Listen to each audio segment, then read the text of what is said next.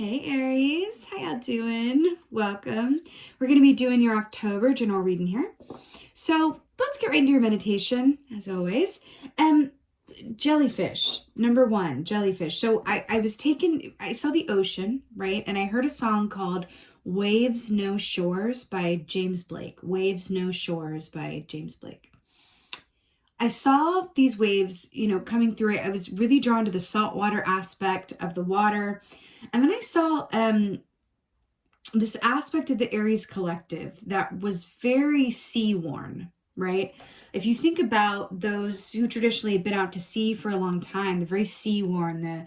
The skin is cracked and dry. There's a dehydration. There's the sunburn. There's, it's a bit like it being at the mercy of the elements a little bit, right? So I also saw this very particular scene from the original series of Charmed. Go with me on this. Or it's the one in which Phoebe becomes a mermaid. Phoebe, it's okay if you haven't seen it. I'm gonna walk you through it. Phoebe, one of the sisters, they're witches, right? Becomes a mermaid, and there's this like sea hag who's trying to steal these mermaid souls. And I saw this scene where it's, the other sisters being lowered into the water and electrified by eels. And I saw this aspect of you that was coming forward as the Aries collective that kind of stepped outside of this sea-worn energy, right?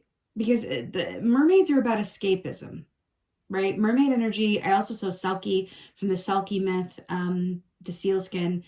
Mermaids are about escapism. Okay. So I saw you guys as Aries kind of zip down your body and step outside of this sea-worn shell that you're in and become this wonderful, lovely, soft aspect of yourself. It was almost like you weren't an actual newborn, but it was like your skin was like a newborn skin. You were soft and malleable and like laying on the beach. And I saw you become a jellyfish. And I feel like your advice for the month of October is to be a jellyfish, which let's talk about jellyfish, right? By the way, I'm seeing a lot of repeating numbers. I saw 111 and 222 on the timer. And jellyfish are experts at evading predators because they're able to squeeze into they're able to just mold their body as needed to squeeze into crevices. They can climb up on a rock above water before they have to go back down. They are incredibly intelligent, but they also are very adept at adapting. Right? That's the thing. But they also, there's this aspect of they're able to just kind of move with the flow of, what's going on around them. So it's really interesting jellyfish energy for you. There's also this aspect too of, because I'm getting octopus as well, like jellyfish, octopus as well. Octopuses are also good at evading predators because they're able to squeeze their bodies into little crevices and highly intelligent.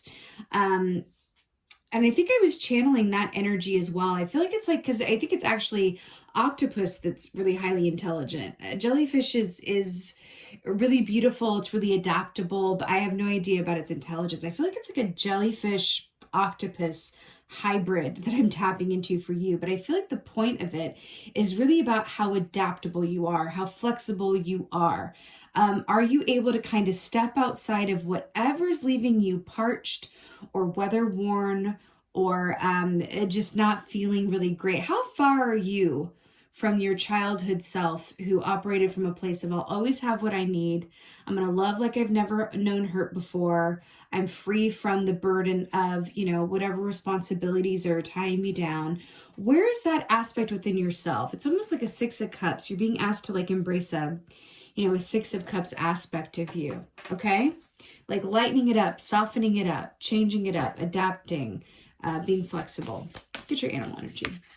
Ooh. Oh, very good. Okay. So we got 2 for 1. Oh, wow. Well, we're just talking about children. Unicorn is children energy. So obsessed with that. We also have the dragonfly here. So let's talk. So unicorn here, this equates to, first of all, this comes up when we're talking about artistically gifted children. special needs children as well, but also those creative thinkers and aspects of yourself that are connected to your childhood. So we're literally just talking about this, right? This also equates to the judgment key in the tarot, which is about, the tagline of that is look back with pleasure. So I feel like you are being asked to kind of look back, and there's this aspect of like, when was the last time you really felt like a child, like on a summer's day where it was just like, or did you ever feel like that, but when was the last time you kind of felt that sense of freedom, free from care, free from obligation, free from worry? You're being asked to engage in that kind of energy. And I know it sounds a bit like, well, how do I do that? Right? How do I do that? Right? Well, there's a lot of ways to do that, but the surefire way that I think of when unicorn comes up is to engage in activities that make the time fly. Right? So what does that mean? That means whatever you do, when you do it, you look up and it feels like it's been 5 minutes, but it's been 5 hours, right? Painting, drawing, reading, walking, talking with someone that you can just laugh with, whatever that is. It could be a million different things. But what do you do when you look up and the time has just flown, right? That's a nice, warm, holistic energy for you for the time being, right? Can you exist outside of a clock or an alarm, right? Now, you also have the dragonfly here, which equates to the Ace of Swords in the tarot. But this also speaks of, which is a big realization, big idea, right? Monumental change in writing, journaling, which I always recommend. I'm a huge fan of journaling. Dragonfly energy also speaks of how you see things with the dream time connection as well. What is an illusion and what is real, right? Interesting. What's also interesting is this is an air animal, but they're also related to the water. So there's an interesting aspect of that too with the mermaid that I saw for you, because they're half human, half fish, right? So there's an interesting thing I feel like coming in for you guys with marrying together the head and the emotions, right? I feel like there is a, aspect of yourself or aspect of those around you that want to be seen a bit more clearly for what they are. And the best way to do that is take care of yourself and kind of, look after your own spirit and perspective, because it feels a bit weather worn.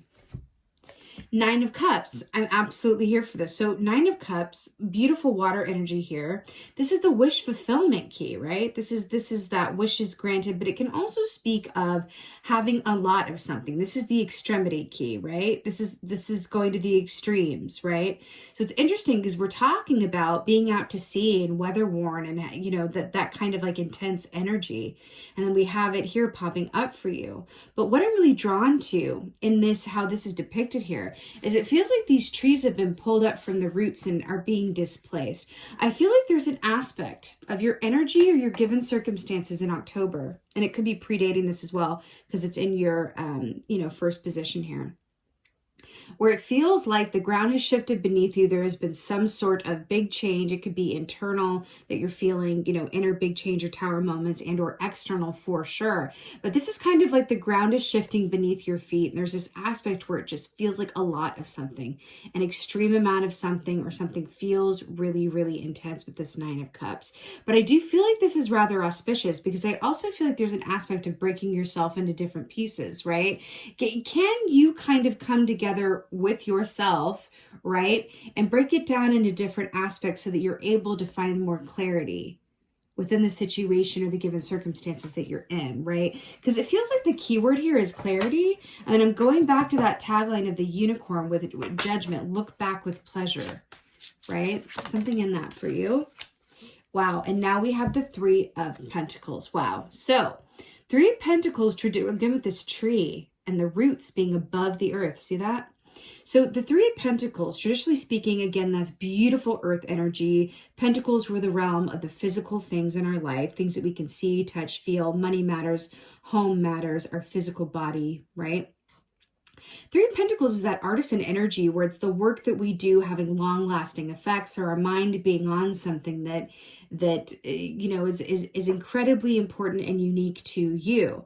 So hear how it's depicted here. It's interesting though, because it feels like this woman here, right, is reaching for something that is just out of her reach. She's going to need a step ladder, or she's going to need to climb this tree. But that's a bit perilous because the roots are exposed. So we don't know how sturdy that tree is. There's an aspect here of you that feels like something is out of reach or something is outside of your capability. Maybe it's just you feel like you don't have time for it or the capacity for it, the energy, the money, the sleep, whatever that is for you. But I'm hearing a call to get back to what really matters to you in terms of either your creative self or the work that you do or the dream that you have about the work that you do. Because I'll tell you, Aries, you are the emperor archetype, right? You are the emperor. This does not feel like an emperor energy to me. And I feel like there's that aspect of sometimes you need to go back in order to go forward. And I feel like that's what you're being called to do. Kind of slow it down, step back, recalibrate. Can you simplify it? Can you simplify things in the midst of this change that has occurred, right? Simplify things, recalibrate, and then go from there. You're asking to re-solidify your foundation in some way, okay? Oh, were we not talking about the Six of Cups when I said this felt like a Six of Cups was your advice here?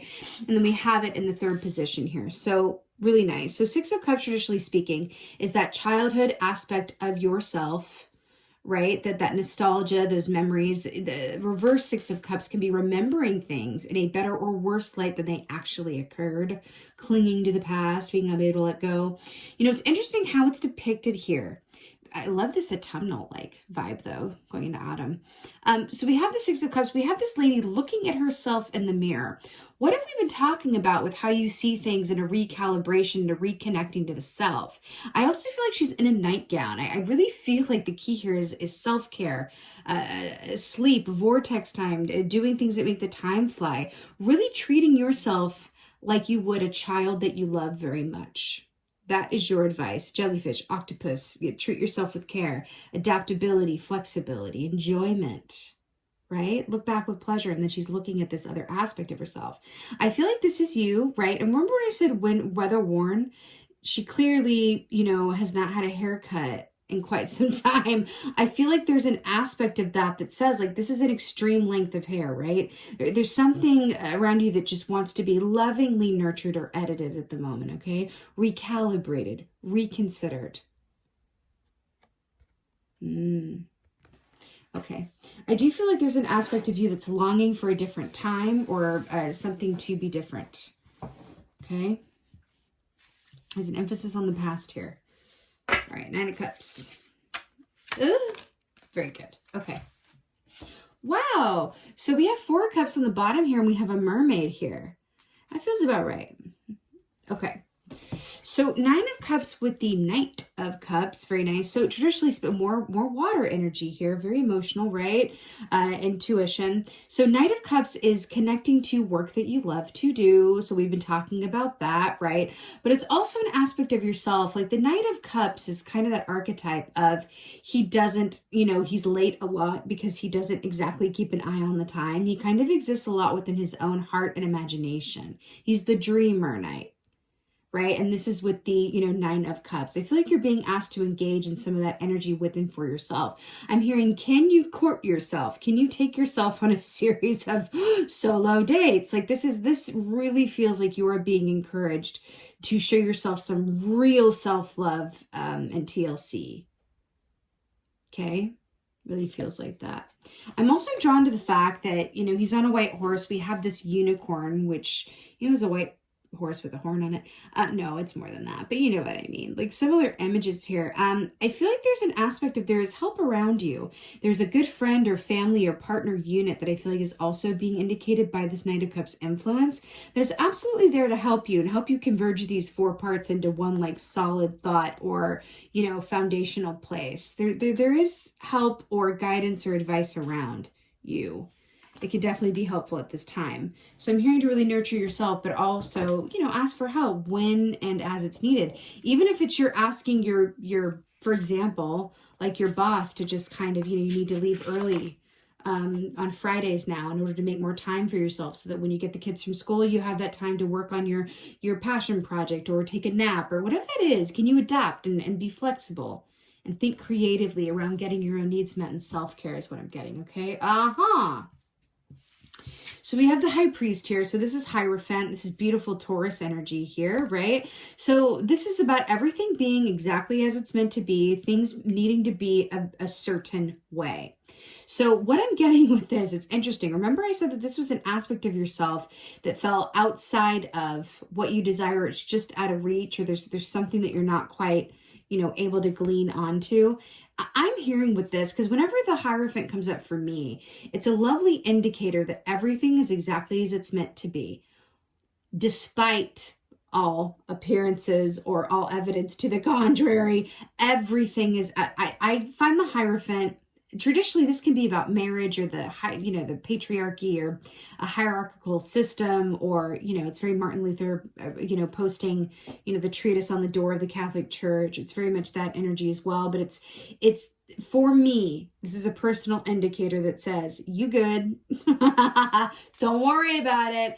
Everything is happening exactly as it's meant to. So even though there's an aspect of you that feels outside of something, it could be related to the physical world with the 3 of Pentacles, right? Also, 3 is an extreme number. It's a number of extremes. So that's interesting that we're coming up with 9 of Cups as well, right? 3 times 3 being 9. And then 6 of Cups, right? 3 times 2. So it's interesting. 3. I also feel like this is a nod towards, if there's a line of work that you really love to do or used to do and don't do anymore, or a hobby, I feel like this is saying, like, back with that. That was really something. I feel like there's something in that for you. Something comes to mind when I say that, then take that as an indicator, right? With 3 of Pentacles is the work that you do. No one else can do it like you. And the work wants to be made through you. Actually,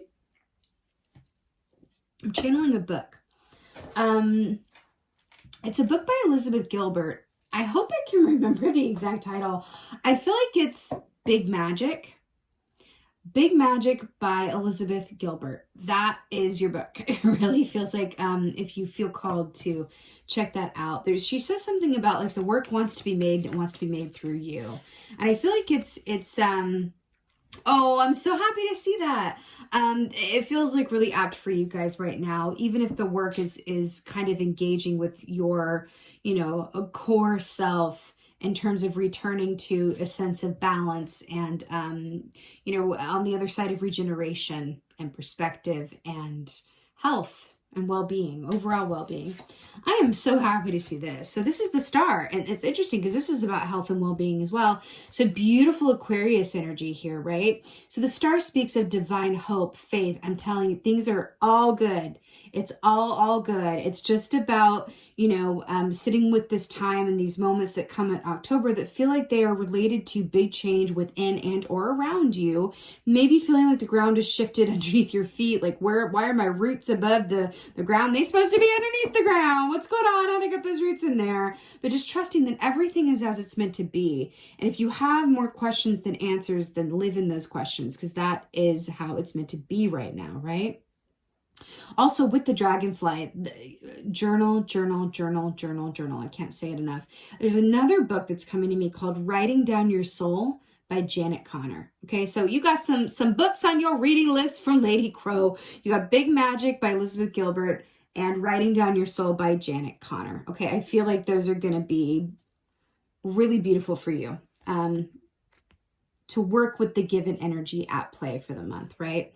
The star is also about recognition, spotlight, and being seen. So we have this lady looking in a mirror and how you see things. And then we have the key that talks about really being seen.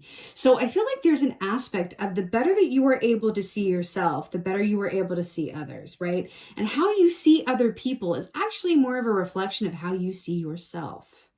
There's something in that. I just heard the song by John Mayer, Inside Wants Out. Inside Wants Out. Inside Wants Out. Okay.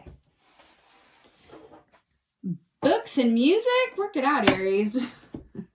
All right. Let's go ahead and get an oracle for you guys. Oh, that was quick. Yes. Oh, this is amazing. Okay, let's talk about this. So we have the sacred union, partnership, romance. So I'm absolutely here for this. Let's talk. So first of all, 2 plus 7 is 9. Going back to that, 3 energy. With you have the 9 of cups here, 3 of pentacles, 6 of cups, right? So 3, 6, 9. With this, the sacred union, partnership, romance, remember I said with that Knight of Cups energy, being your own knight, courting yourself, all of that. I do feel like this is twofold. I feel like on one hand, this is directly speaking of the sacred union that you have with yourself. Remember what we talked about with that, let's just talk about the emperor, the shadow side of the emperor archetype, because as an Aries, you are the emperor, right? That is your home energy. The shadow side of the emperor archetype is that they feel like they have to do everything themselves, like they're not really willing and or able to share the load, right? They carry a lot of heavy burdens, right? So with that emperor energy, it can really go to the extreme and you can be left feeling kind of resentful or feeling somewhere down the line like, why am I always giving more than I'm getting? And that kind of, script, right? That you've co-created, as an example, that you've co-created because you weren't willing to, kind of ask for help or allow yourself to be in a place of receiving, right? So this sacred union, this partnership, right, really speaks of how you give to yourself and how you give to other people, right? Because they both inform each other, right? Now, on the other hand, we were talking about people being there for you, being around a support system that you can go to for help. And then we have this partnership, right? And romance. So I do feel like this is a really beautiful image for you. I do feel like I'm picking up distinct Gemini energy from this oracle. So Gemini energy is the lovers, right? Gemini energy is very much about an inner and outer harmony. Inner and outer harmony, inside wants out, right? Inner and outer harmony. I feel like with that as well, the Gemini energy is really about making love-based choices. Can you make love-based choices for yourself that positively affect those that you love? I feel like that is the key and the point of this whole thing. Can you make love-based choices for yourself that will in turn positively affect those around you that you love, right? Again, it's about treating yourself like you would a child that you love very much. That's the ticket. You more than deserve it. And it is going to have positive ripple effects on other aspects of your life. Your interpersonal relationships, the work that you do, your perspective, right? I will say this because it is coming through. I will say this. That the 6 of Cups and the Star, and then this with the, sacred union as well, partnership, romance. I'm going back to what I initially saw with Phoebe from Charmed with the mermaid. Kind of a core point of that episode, I'm hearing to go back to that, is that Phoebe wanted to be, she was a witch, right? Which go with me on this.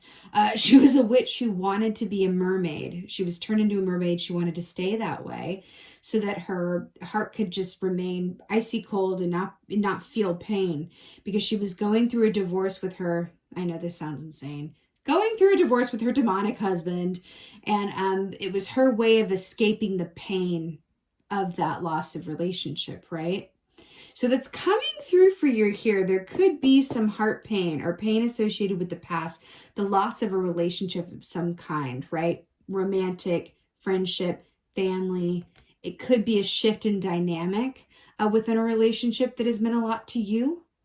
Okay, but there's something here that feels like it's been sort of separated, fractured, or maybe that's how you're seeing it, right? But it's something within that. I'm just hearing, really, again, everything is as it's meant to be.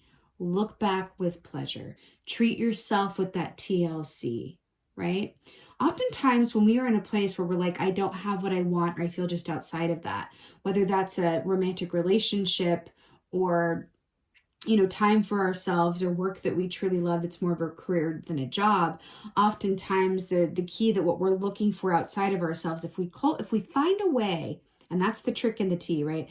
If we find a way to cultivate that energy and that desire and that need within for ourselves, that works in our energy in such a way that we then, by doing that, become a vibrational match to what it is we wanted in the first place. Almost when we don't really need it anymore, then it comes in because there's a free space there for it to come towards us. When we are actively wishing for something, hoping for something, thinking that it's outside of ourselves, whether it's, again, love, money, work, whatever it is, right? When we are wishing for it, thinking that it's outside of us, just out of reach, like this lady here, right? It creates an energy barrier to anything coming towards us because we're too busy knocking on the door. It's only when we step away from that door and really show ourselves that attention, time, and space, right? That door is able to, be knocked on from the other side by that coming towards you because you've created an energetic space for it to come through. Okay? All right, my beautiful Aries, this is your October general reading. I so hope that this helped and resonated. If you take away nothing else, everything's exactly as it's meant to be right now, okay? You are all good. You have all the reason in the world to have hope and faith, and this is also about great and divine love. It's all coming through for you. Okay, Aries? Do me a favor if you would. This is my second reading back from my hiatus, and I would love, love, love to hear what you guys are up to in the comments. What's going on? How did this land for you? What have y'all been up to? How are you feeling? What's going on? Happy Samhain to my brothers and sisters. Happy Halloween to you all. Is it anybody else's favorite month? Sure is mine. I'm sure that comes as no surprise. And just, thank you guys so much. Thank you guys so much for being here, for your continued support. It really just means the world to me. With that being said, most of all, and as always, just thank you for being you. And be well. Until next time.